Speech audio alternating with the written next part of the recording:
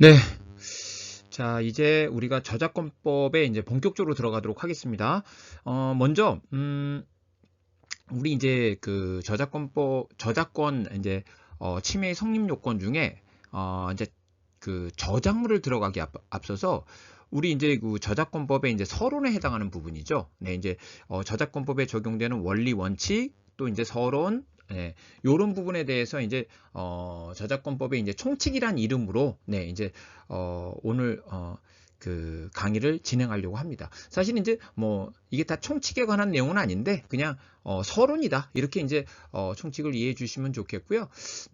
원래 총칙의 의미는 그 법에 있어서 그 저작권법에 적용되는 원리 원칙을 얘기하는 부분입니다. 그런데 우리는 이제 저작권법 일반적인 내용까지 포함해서 그냥 총칙이라는 의미로 이제 여기서는 그냥 활용하도록 하겠습니다. 네.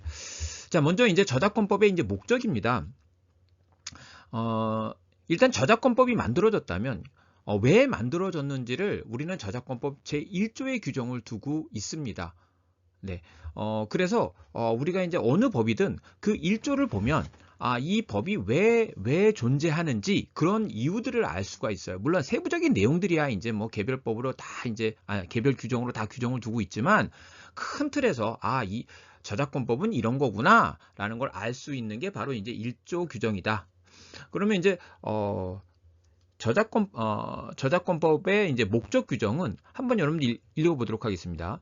이 법은 저작자의 권리와 이에 인접하는 권리를 보호하고 저작물의 공정한 이용을 도모함으로써 문화 및 관련 산업의 향상 발전에 이바지함을 목적으로 한다라고 해서 구조 자체가 이렇게 되어 있어요.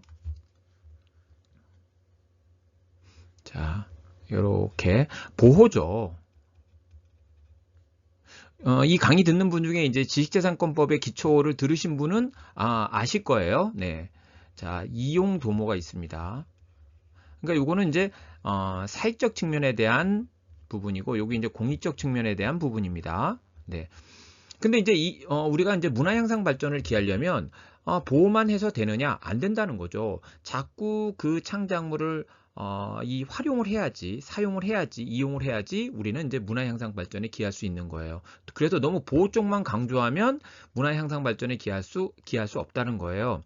근데 이제 이용 도모 쪽만 또 너무 강조하게 되면 이제 창작자 입장에서 권리자 입장에서 뭐야 내가 뭐 이렇게 힘들게 창작해서 창작했는데 뭐 메리트가 하나도 없네 라고 하면 그 다음에 창작을 안 하겠죠. 그러니까 우리가 이제 법에서 궁극적인 목적을 달성하려면 이 보호라는 것과 이용 도모라는 것이 한쪽으로 치우치면 안 되고요. 이들의 조화를 통해서 자, 네.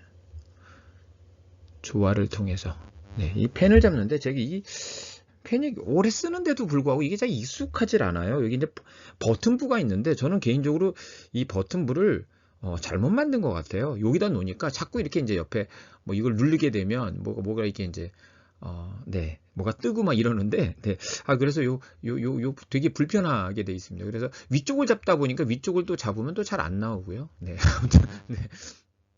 네, 펜에 대한 서운함, 좀 다음엔 좀 이게 펜을 좀 잘 만들어 주셨으면 좋겠다. 네, 만드는 제작회사가 이런 생각을 좀 해봅니다. 네, 자, 네, 아무튼 이들의 조화를 통해서 이제 궁극적으로는 이들의 조화를 통해서 우리는 문화의 향상 발전을 이루는 거예요. 그렇죠? 그래서 문 이렇게 됩니다. 보이문입니다. 이들의 조화를 통해서 이제 문화 향상 발전을 이루는데 우리가 뒤에서 이제 하겠지만 우리가 이제 이렇게 생각할 수 있어요. 저작권법에서 보호하는 것은 창작한 자를 보호하는 거구나. 그런데 이렇게 우리가 창작한 자만을 보호하는 게 아니에요. 우리가 문화 향상 발전에 기여하는 것은 창작한 자도 기여하지만 또 누가 있냐면 뭐 가수, 배우처럼 이렇게 만약에 곡을 썼어요. 시나리오를 썼어요. 근데 이거를 잘 대중에게 전달하는 거. 그래서 저작물의 가치를 증진시키는 것도 이거 굉장히 문화 향상 발전에 기여하는 겁니다. 그래서 우리는 이걸 잘 전달해 준 사람, 그러니까 배우라든가 아니면 뭐 가수라든가 등등등 해가지고 이제 이렇게 실현을 하는 분들, 그래서 이제 잘 전달해 주는 분들, 또 이런 분들에 대해서도 우리는 보호를 해주고 있다. 이 부분에 대해서는 이제 우리 뒤에서 이제 공부할 거고요. 이렇게 잘 전달해 주는 분도 우리는 보호를 한다라는 겁니다. 이런 분들에게 주어지는 권리를 뭐라고 하냐면 저작 인접권이라고 해요. 이 중에 대표적인 게 이제 실현자의 권리입니다. 그건 뒤에서 얘기하도록 하겠습니다. 이들도 보호한다라는 거예요. 그래서 이제 가수도 보호되고 음반을 제작하는 사람도 보호되고 이제 방송 사업하는 사람도 보호되고 이렇게 됩니다. 자, 그리고 이제 여기서 또 하나 더 이제 독특한 거는 그냥 문화 향상 발전으로 끝나는 게 아니라 여기 뭐라고 표현되어 있냐면 문화 관련 산업의 향상 발전이라고 돼 있어요. 그래서 옛날에는 보통 이제 우리 예술 계통에 속하시는 분들이 이제 이렇게 상업적으로 막 이렇게 돈을 벌거나 그러면 약간 터부시한 그런 게 있었잖아요. 그러다 보니까 이제 예술은 가난해야 돼 이런 얘기도 있었고, 근데 뭔가 이제 이 산업이란 측면에서 이제 법이란 측면에서는 문화만 발전한다고 되는 게 아니라 문화와 함께 그 관련된 산업까지 발전을 해야 된다. 그래야지 또 안정적인 우리가 이제 문화 발전을 우리는 도모할 수 있다. 그래서 문화뿐만 아니라 그 관련된 산업 발전에도 이바지하기 위해서 우린 저작권법이 만들어졌다고 이게 이제 개정이 됐어요. 네. 그래서 이제 우리는 그냥 단지 문화 향상 발전뿐만 아니라 그 관련된 산업을 통해서 그 업종에 종사하는 사람들도 좀 이렇게 윤택하게 살 수 있고, 네, 그것이 또 이제 산업화돼서 더 이제 어떤 이제 국가 발전에도 이제 도움이 되고 이런 것까지 이제 고려해서 이제 관련 산업이란 단어가 들어갔다. 자, 이제 사실은 이제 뭐 제가 학교에서 강의할 때는 이 부분에 대해서 막 이 예술계에 대한 좀 아쉬운 얘기도 좀 하고 그렇습니다. 네, 하고 그러는데 이 이제 유튜브에 올릴 때는 좀 이게 너무 좀 그러면 네, 굉장히 다양한 분이 이건 들을 수 있기 때문에 예, 그런 분들한테 좀 이게 네, 그 뭐라 그럴까요? 잘못 전달될 수 있어서 네, 이제 그런 부분들은 생략하고 말씀을 드렸습니다. 자, 이번에 이제 저작권법의 특질입니다. 특질. 그러니까 특별한 성질이에요. 어떤 성질이 있는가? 문화보호법. 그러니까 뭐 문화향상 발전이니까 알고 계시고요.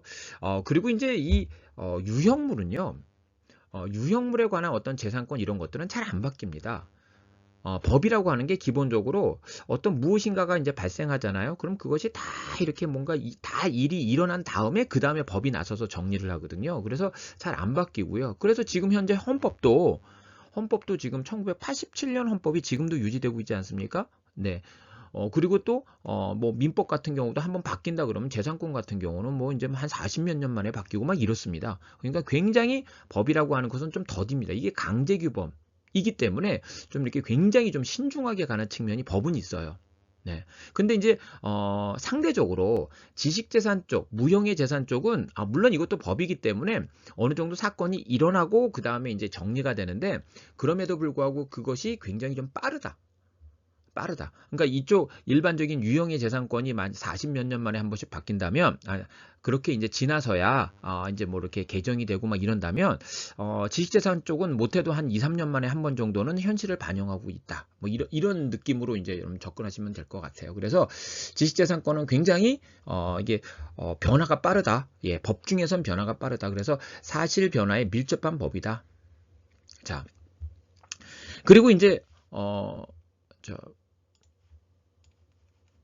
좀 정리를 좀 하면 우리가 이제 공법, 사법을 얘기할 때요. 예, 이거는 헌법으로 얘기하자면 굉장히 이제 복잡하게 얘기할 수 있는데 제가 헌법까지 그렇게 얘기할 능력은 사실은 안 되고 예, 그래서 굉장히 이제 기초적인 네, 그런 공법, 사법의 구별을 통해서 이제 말씀을 좀 드리도록 하겠습니다. 공법이라고 하는 것은 이제 이렇게 국가기관이 있어요.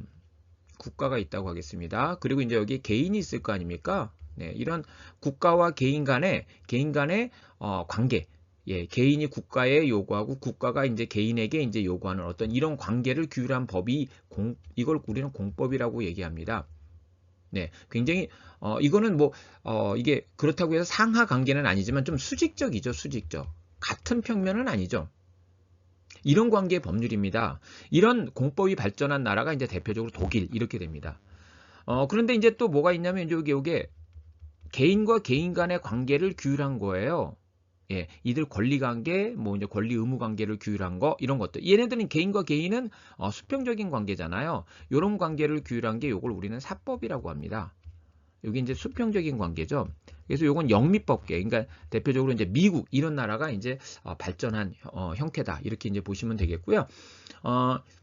보통 우리 이제 지식재산권 중에서 산업재산권 같은 경우는 우리가 특허청에 출원해서 발명을 한 다음에 출원해서 심사를 거쳐서 권리를 발생시켜야 되는 시스템이죠.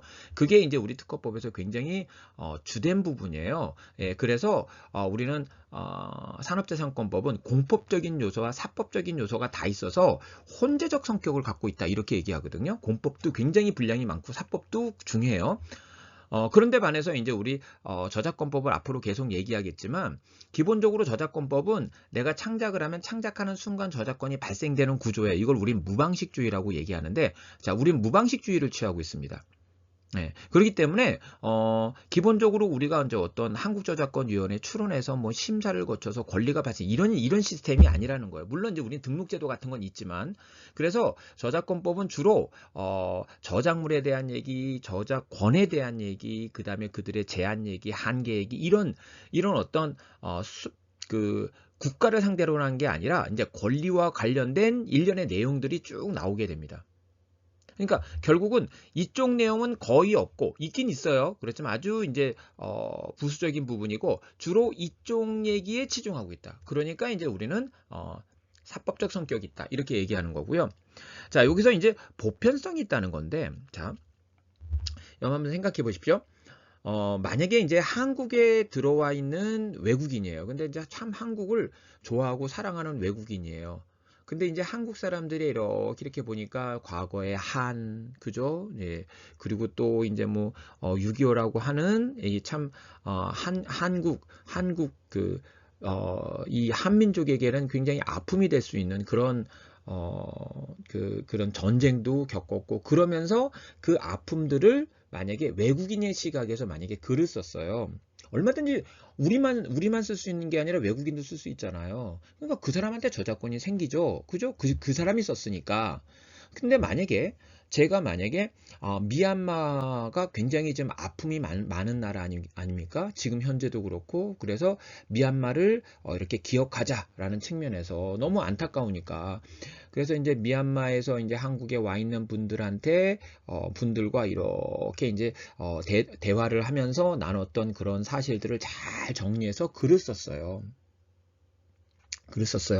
네. 그러면 저는 미얀마 사람이 아니지만 미얀마의 상황 속에서 글을 썼을 때 저한테 저작권이 생기는 거죠. 이게 보편성이에요. 그러니까 우리나라의 그런 어떤 특수한 상황이라고 해서 우리만 글을 쓸 수 있는 게 아니라 우리만 이용하는 게 아니라 또 미얀마에서 그런 일이 있었다고 해서 미얀마 사람만 글을 쓰는 게 아니라 얼마든지 다른 나라 사람도 쓸 수 있다. 이게 이 지구촌에 보편적으로 이제 다음 세대에 주어진 그 문화유산이라는 거예요. 그걸 가지고 우리는 창작한다는 거죠. 그래서 이걸 우리는 보편성 이렇게 이제 표현합니다. 물론 이제 이 보편성 굉장히 넓게 설명할 수도 있지만 그렇게 이제 여러분께 하나의 포인트로 이제 설명드리고 넘어가겠습니다. 뭐 이해조정법이야 뭐 더 설명할 거 없죠, 그죠? 네, 이제 왜냐하면 보호와 이용도모 이들의 조화를 통해서 이제 우리는 문화 향상 발전을 기하는 거니까 이해를 조정하는 거죠. 이해조정법이다. 그래서 여기 그래서 예. 여기 제가 이제 사에다 이렇게 했네요. 여기 사는 요거 사법이고 그래서 두 문자 외우려고 네. 문변 사보이 이렇게 됩니다. 네. 네. 그 다음에 이제, 저작권법의 이제 연역입니다. 언제 시작했느냐라는 겁니다. 아무래도 이제 이렇게 이제 무체재산권에 대한 시스템은 아무래도 이제 이 동양권에서 나온 게 아니기 때문에 이제 서양에서 이제 시작을 했고요. 서양도 이 무형의 재산권에 대해서는 옛날에는 이런 부분에 대해서 재산권이라는 인식을 갖지는 못했었어요. 그러다가 이제 근대사회로 오면서 이제 갖게 된 건데, 언제부터 그러면 생겼는가? 뭔가 지금 일이 벌어졌으니까 현상이 나타났으니까 법이 생겼겠죠. 이런 겁니다. 여러분들 이제 우리나라도 그렇지만 유럽도 마찬가지로 이제 한 17세기 요 정도 되면 뭐가 나오냐면 금속 활자판이 나와요. 근데 그전을 한번 생각해 볼게요. 그전에는 만약에 어떤 사람이 글을 썼어요? 근데 그 글을 만약에 누군가 복제하려고 그래요. 무단으로. 그러면 그걸 다 수기로 썼어야 되잖아요. 그러니까 그건 얼마 못 쓴다고요.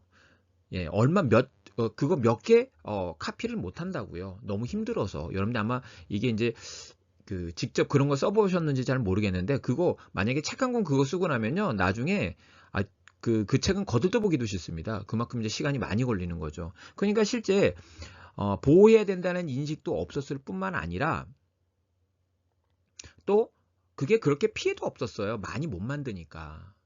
그리고 이제 이 금속 활자판이 나왔을 때 이 금속 활자판을 이용했던 사람들은 이게 민간인이 아니고요. 이거 이제 국가가 이용했던 거예요. 그러니까 이제 이런 어떤 뭐 침해 문제라든가 이런 거에 자유로웠다는 거예요. 그런데 이제 요즘 1709년도에 이제 법이 제정될 즈음에서는 자, 이런 어떤 활자판 같은 걸 누가 이용하는 거예요? 이게 이제 민간이 이용하게 된 거예요. 민간이 이용하게 되는 거니까 누군가가 갑이라는 사람이 A를 창작했는데 그때는 이제 저작권이 없었으니까 을이 누구냐면 인쇄업자예요. 인쇄업자. 책을 찍어내는 걸 업으로 한 사람이에요. 이 사람이 이걸 계속 찍어내는 거예요. 근데 창작은 이쪽에서 했는데 이게 이런 금속 활자판이 있으니까 지금처럼 찍어내는 건 아니지만 아무튼 굉장히 많은 수량을 책을 찍어내서 이 사람이 돈을 다 버는 거예요. 이 사람이. 창작자는 하나도 돈을 못 벌고. 그래서 이건 부당하다. 그래서 이 갑에게 권리를 줘야 된다라고 해서 영국에서 처음으로 1709년도에 저작권법이 만들어집니다. 자, 그러면 이제 우리나라는 언제 시작되느냐? 요게 이제 1908년도, 참 이게 이제 아픈 역사입니다. 1908년이. 그때 이제 우리나라가 이제 나라를 잃어가기 바로 직전이죠. 그래서 이제 일본법이 우리나라에 이제 적용이 돼요. 일본법이. 이게 한국 저작권령이라고 해서 한국 특허령, 뭐 한국 민법령 이래가지고 일본법이 이제 의용이 됩니다. 아직 이제 완전히 나라는 넘어간 때는 아니어서 네, 그냥 적용되는 건 아니고 이제 이렇게 의용해서 쓰게 됩니다. 그러니까 사실은 이게 우리의 뜻이 아니에요. 예. 우리 뜻이 아닌, 그러니까, 처음으로 이제 저작권법이 만들어진 겁니다. 그러니까 이제 어떻게 되겠습니까? 이게 시작은 맞죠. 처음 시작은 맞지만 우리의 의지에 의해서 만들어진 게 아니기 때문에 하나 더 얘기해야겠죠. 이때 이제 처음 만들어진 건 맞지만. 그래서 해방 이후에 이제 우리 나라를 정비하면서 이제 헌법이 만들어지고 근데 이제 법률을 만드는 과정 중에 이제 그 6.25라는 네, 우리 이제 민족에게는 큰 아픔이 되는 네, 전쟁이 일어났고, 그죠? 예, 그 다음에 이제 정전이 된 다음에 이제 하나하나 법률을 정비해 나가겠죠. 그래서 그때 정비하면서 이제 순서대로 이제 필요한 법률부터 정리해 나가겠죠. 그때 이제 1957년, 그러니까 이제 정전이 되고 4년 후에 이제 저작권법의 차례가 온 거예요. 네, 그래서 사실 산업재산권법은 1961년입니다. 거긴 조금 더 특수하기 때문에 저작권법은 우리 일상생활에도 이제 영향을 미칠 수 있잖아요. 그래서 1957년도에 저작권법이 처음으로 이제 제정되게 됩니다. 근데 이제 그 당시는 여러분이 전쟁이 끝난 지 한 4년밖에 안 됐고 그 당시에는 한국이 가장 전 세계적으로 이제 가난한 나라 중에 하나입니다. 그러니까 우리나라가 뭐 조약이라든가 이런 거 가입할 리가 없겠죠. 그죠? 예, 이거 가입할 리가 없습니다. 예, 그런 여력이 없는 거죠. 그러다 보니까 이제 외국인 저작물, 이게 이제, 무방식주의이기 때문에 이제 조약이 체결이 돼야지 이제 서로 상호간에 이제 보호가 되는데, 우리가 이제 조약에 가입이 안 됐으니까 우리나라에서 외국인 저작물이 보호가 안 되는 거예요. 반대로 우리나라 저작물이 외국에서 보호 안 되는 거죠, 그거는. 네, 당연히. 네. 그래서 이때는 이 외국인 저작물이 우리나라에서 보호가 안 됐던 시절입니다. 처음에 이거 57년법이 나왔을 때. 그리고 이제 아까 얘기하는 잘 전달해 준 사람에게도 우리는 보호를 하겠다라고 하는 이 인접권이 아직 그 당시에는 이제 보호 의식이 그렇게 지금 같지는 않았기 때문에 이제 인접권을 인정하지 않던 시절이었다. 그때는 대표적으로 이렇게 외국인 저작물이 보호가 안 됐고 저작 인접권이 인정이 되지 않았었습니다. 첫 저작권법에서는. 이게 이제 가장 이제 대표적인 특징이었고요. 자, 그 다음에 이제 이 부분에 대한 강의가 제가 이제 학교에서 여러분들 이제 이 강의를 들으실 때 이 부분에 대한 강의가 이제 그 다음에 이제 다른 권리와의 관계가 강의가 거의 이루어지지 않죠. 예, 않죠. 그래서 자, 이 부분을 그러면 여기서는 해야 되는가라는 고민을 많이 했어요. 그러면 그러니까 여러분께는 그거는 강의를 안 했다 하더라도 여기선 강의할까 했는데 어차피 너무 이게 디테일이에요.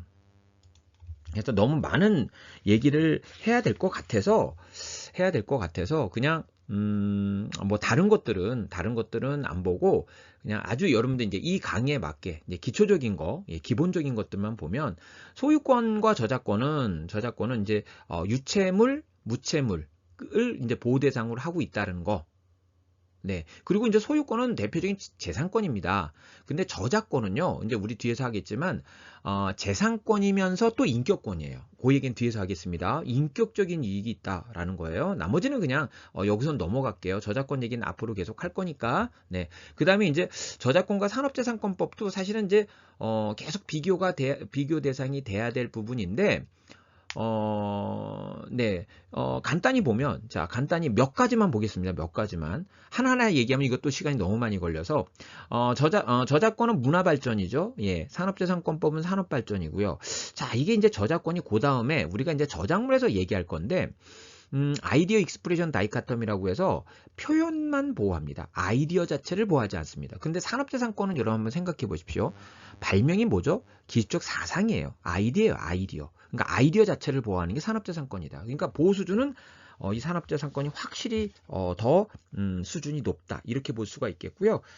그 다음에 이제 저작권 같은 경우는 무방식주의예요. 그러니까 창작하면 이제 저작권이 생기는 구조인데 산업재산권은 아니에요. 아무리 좋은 발명을 했다 하더라도 추론을 해서 심사를 거쳐서 등록이 돼야지 권리가 발생이 되는 구조입니다. 그 다음에 이제 저작권은 산업재산권법과 다르게 아예 이제 독립적인 어떤 인격권을 갖고 있다. 뭐 이런 거고요. 그 다음 얘기는 이제 뭐 이렇게 권리 성격 얘기는 들어가서 얘기하겠고요. 아무래도 이제 저작권이 산업재산권법보다는 보호 수준은 좀 낮습니다. 예, 산업재산권이 더 강해요. 그 대신 산업재산권은 보호기간이 상대적으로 짧습니다. 뭐 특허 같은 경우는 추론은 20년이니까. 근데 저작권은 그 대신 보호 수준은 낮지만 보호기간은 굉장히 깁니다. 그래서 저작자의 생존기간 플러스 사망 후 70년이니까 상당한 기간이죠. 네, 이렇게 이제 보호하고 있다. 뭐 이렇게 얘기를 하겠습니다. 그 다음 얘기는 네, 더 이제 용어가 어렵고 예, 뒤에 가서 이제 얘기할 수 있는 부분이어서 여기는 이게 넘어가도록 하겠고요. 이렇게 간단히 한번 박스 내용을 좀 봤습니다. 그렇지만 도리어 여러분, 제가 이 부분은 이제 학교에서도 강의를 하는 부분이죠. 근데 이제 우리가 저작권법을 한다면 지식재산권법을 보호한다면 이 저작권과 소유권의 관계, 저작권과 산재권의 관계는 중간중간 계속 이제 비교할 거고요. 이 저작권과 소유권의 관계에서 한 가지는 좀 기억하셨으면 좋겠어요. 자, 제가 이제 학교에서도 똑같이 요거는 예를 이렇게 쓰는데, 만약에, 이게 A가 아니죠.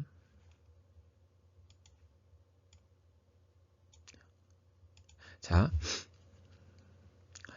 갑이라는, 여기 이제 화가가 있다고 할게요. 네, 화가가 있다고 할게요. 화가가 그림을 그렸어요.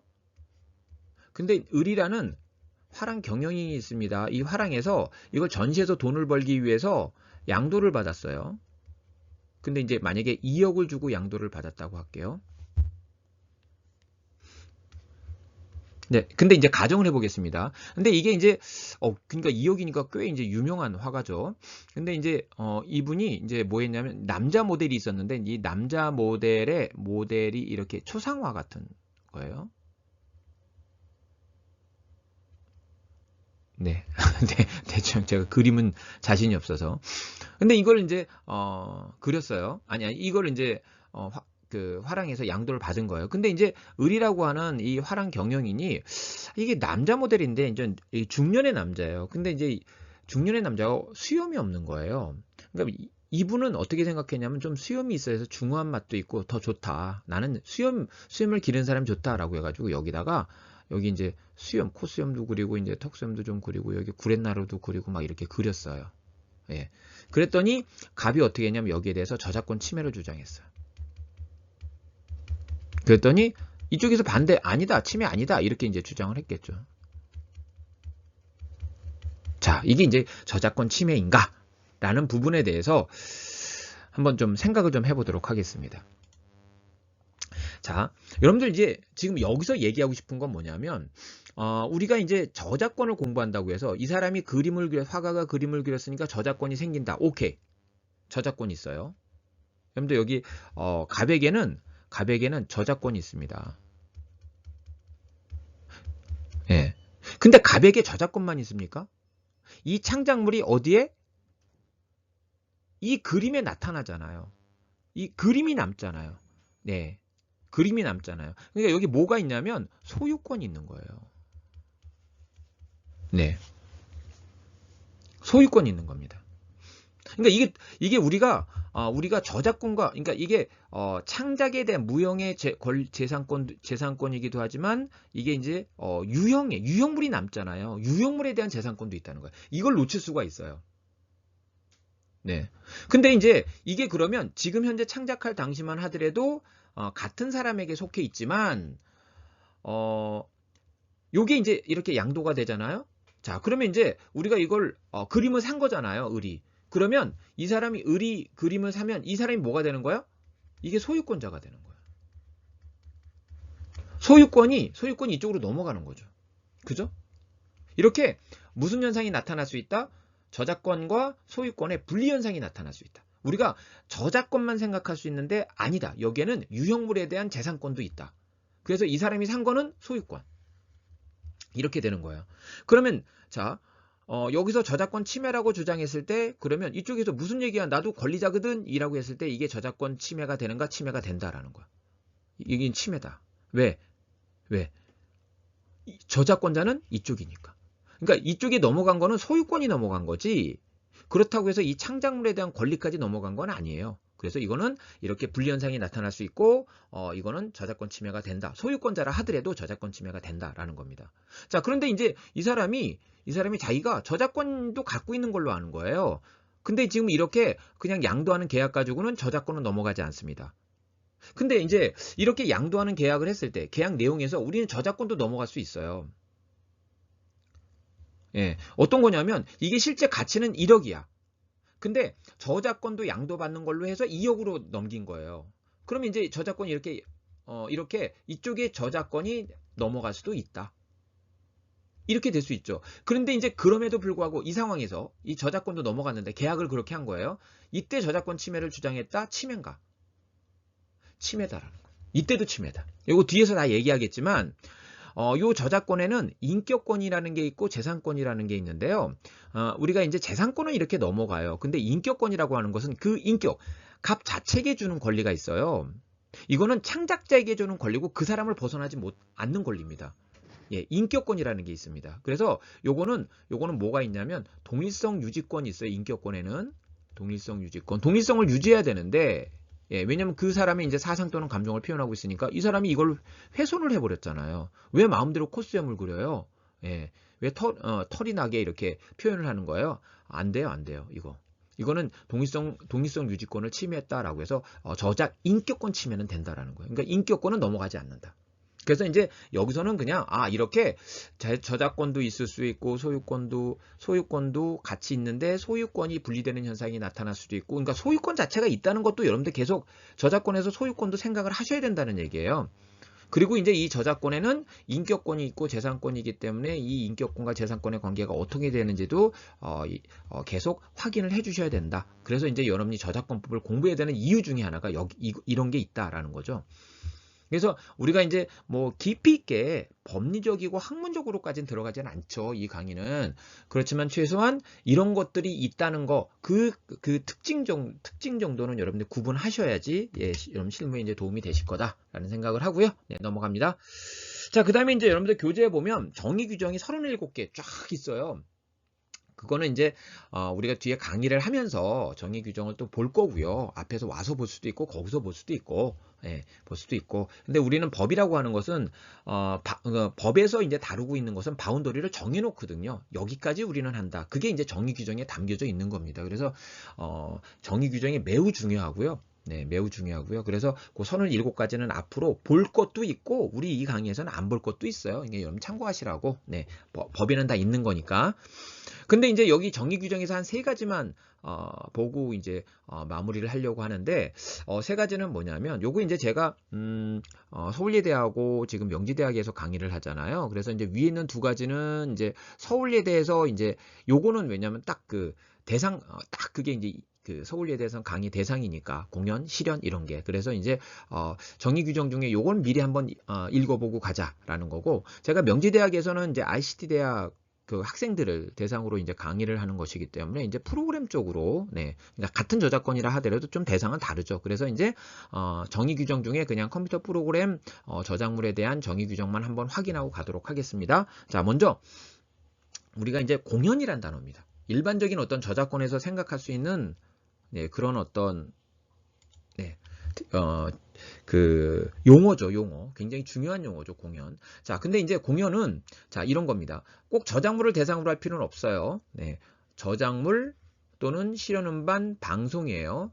요거를 이런 방법. 상연, 연주, 가창, 구연, 낭독, 상영, 재생. 근데 또 있을 수 있잖아요. 그래서 그 밖에 다른 방법도 다 된다.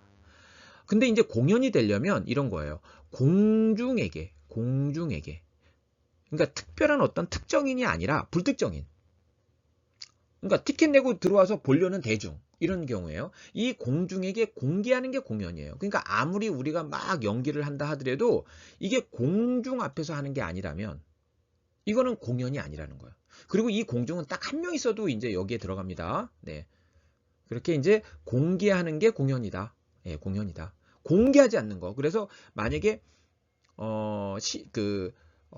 예컨대 이제 그 연기를 하는 분들이 배우들이 이제 서로 미리 이제 그 같은 연기를 하는 사람끼리 이제 서로 이제 이렇게 부족한 부분을 봐주기 위해서 서로 이제 연습하고 그걸 봐주고 이렇게 하는 거는 그건 표현한 건 맞는데 그거는 이제 공연이 아니다라는 거고요. 네.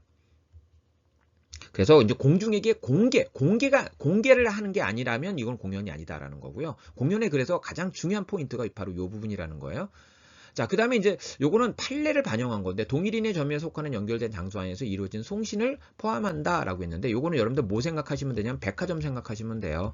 그러니까 우리가 공연이라고 하면 큰 홀에서 뻥 뚫린 공간에서 공연하는 걸 생각하는데 이렇게 백화점에서 음악 같은 거 틀어줘요. 근데 백화점은 특징이 뭐냐면 층마다 나눠져 있고 별관도 있고 본관도 있고 이럴 수 있잖아요. 이런 경우에도 이게 공연이 되는가라는 겁니다. 판례는 이것도 공연이라고 봤습니다. 예. 그래서 이제 그 상황을 이렇게 표현한 거예요. 동일인의 점유에 속하는. 만약에 현대백화점이 있다, 신세계백화점이 있다. 그럼 뭐 동일인의 점유에 속하는 거잖아요. 그거 다 연결돼 있잖아요. 관련된 장소잖아요. 그죠? 이 안에서 이루어진 송신 같은 경우는 공연이다. 라고 이제 판례는 봤고요. 이걸 이제 법에 반영을 시킨 겁니다. 자, 그럼 실연은 뭐냐? 실연은 이런 겁니다. 저작물을 이런 방법이죠. 연기, 무용, 연주, 가창, 구연, 낭독 그 밖에 예능적인 방법으로 표현하는 거. 이건 표현하는 거예요. 표현하는 거. 또 이제 꼭 저작물일 필요는 없어요. 저작물이 아닌 것을 이와 유사한 방법으로 표현하는 거. 요게 실연입니다. 표현하는 게 실연입니다. 이런 걸 하는 사람을 우리는 실연자라고 하는 거고. 그러니까 결국 여기에는 표현을 하는 게 실연자예요.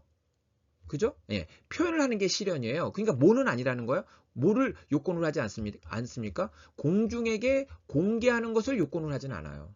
그러니까 아까 연극을 하는 분들이 한 팀이 이제 이게 네, 연기를 하고 있고 나머지 한 팀이 이제 봐주고 있고 이런 것들은 공연은 아니지만 실연은 맞다는 거죠. 왜? 표현하고 있으니까.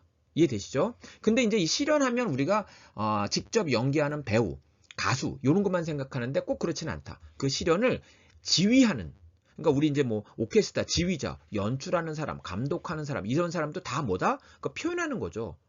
예, 그렇기 때문에 이런 사람들도 다 실연자로 포함시켜 놓고 있습니다. 그러니까 실연의 범위는 꼭 배우, 노래 부르고 춤추고 연기하는 사람만이 실연자는 아니다. 네, 그거를 연출하고 감독하고 지휘하는 사람도 다 실연자다라는 거. 네, 이게 이제 나중에 실연자의 권리에도 누가 들어가느냐 이런 것들과 연관이 되는 거죠. 네, 자, 그다음에 이제 컴퓨터 프로그램 저작물입니다.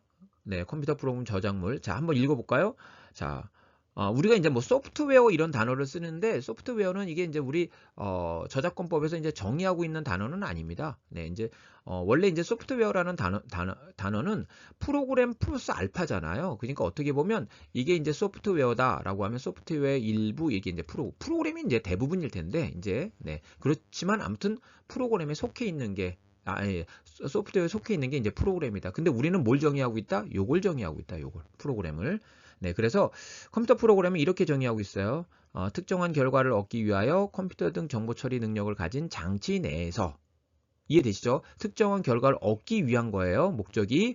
근데 뭘 이용한다고요? 이런 장치를 이용한다고요? 여기서 직접 또는 간접도 들어가네요. 사용되는 일련의 지시명령.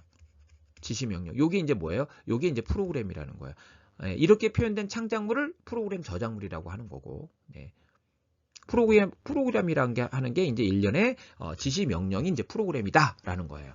그래서 요거를 두 문자를 따서 특컴직 1 이렇게 이제 외우시면 되겠습니다. 이렇게 이제 그래서 제가 이제 학교에서 강의하는 두 학교의 딱 그 직접적인 정의 규정 요 세 가지 정도 네 제가 확인을 좀 해봤습니다. 나머지 정의 규정의 내용은 우리 차츰차츰 하나하나 그 중에 중요한 것들은 우리 저작권법을 공부하면서 확인을 해 나갈 것입니다. 예. 혹시 이제 관심이 많으신 분이라면 꼭 한번 전체를 다 읽어 주셨으면 좋겠어요. 예. 근데 이제 뭐 그게 부담스럽다 그러면 네, 그때 나올 때 그 정의 규정만 좀 이렇게 관심 있게 봐주셔도 되겠습니다. 네. 그래서 오늘은 여기까지 마무리하도록 하겠습니다. 수고 많으셨습니다.